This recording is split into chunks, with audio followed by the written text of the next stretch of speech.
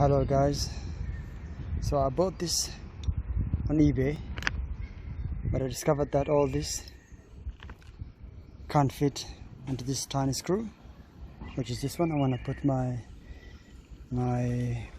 ram mount. So I went out there in Guildford in a store called Margnor, and I bought this screw.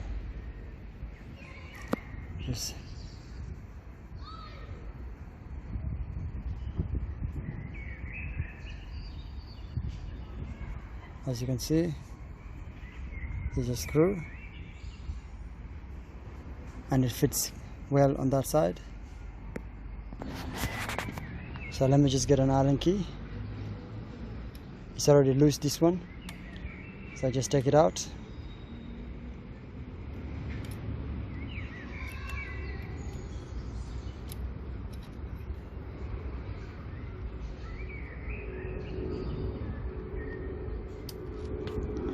There you go. And I put this one in here.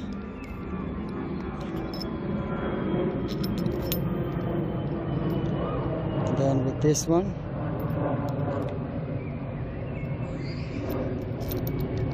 this washer.